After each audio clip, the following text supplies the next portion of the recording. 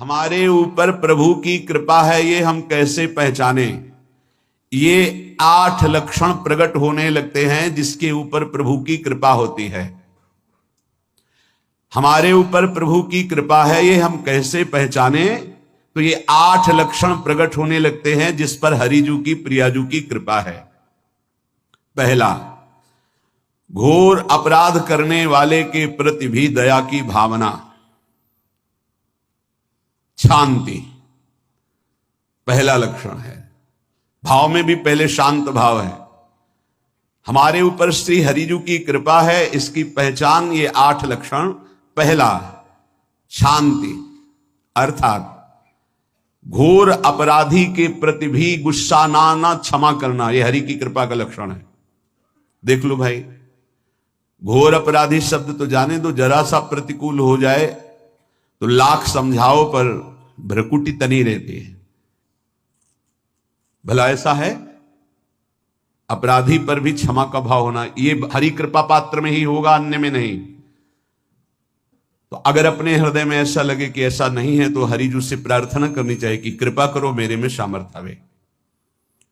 दूसरा, अनुसूया, वो किसी भी के प्रति कभी भी कोई दोष दर्शन ही नहीं करेगा। दोष कथन, दोष श्रवण की तो बात जाने दो।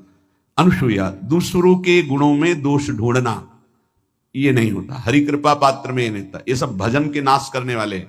जैसे पहला अपराधी पर क्रोध कर देना, तो माया ने भेजा इसीलिए था कि तुम्हारे साथ व्यवहार ऐसा करे कि तुम क्रोध करो, क्रोध करोगे तुम्हारी ऊर्जा शक्ति नष्ट हो जाएगी, अध्यात्म में जो चलने की थी। और कहीं तुमने संकल्प कर लिया तो भजन शक्ति नष्ट हो जाएगी। तो अगर भजन बल है तो गया, जरूर उसको दंड मिलेगा, पक्का मिलेगा, 100% मिलेगा, लेकिन आप खाली हो गए।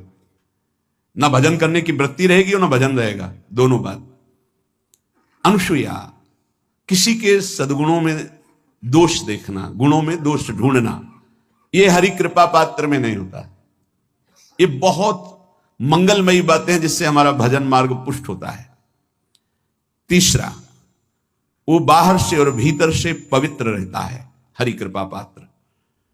शौचाचार का ज्ञान होना चाहिए, वस्त्र आपके पवित्र होने चाहिए, ये बाहरी जल रज आदि के द्वारा बाहरी पवित्रता। और निष्कपटता, निश्चलता, सत्य भाव, ये अंदर की पवित्रता है। अगर कपट है, छल है, असत्य है तो हृदय मलिन रहता है। भीतर और बाहर से पवित्र रहना, इसमें खास बात क्या है भीतर और बाहर से पवित्र रहने में? भीतर और बाहर से सदैव पवित्र कौन रह सकता है?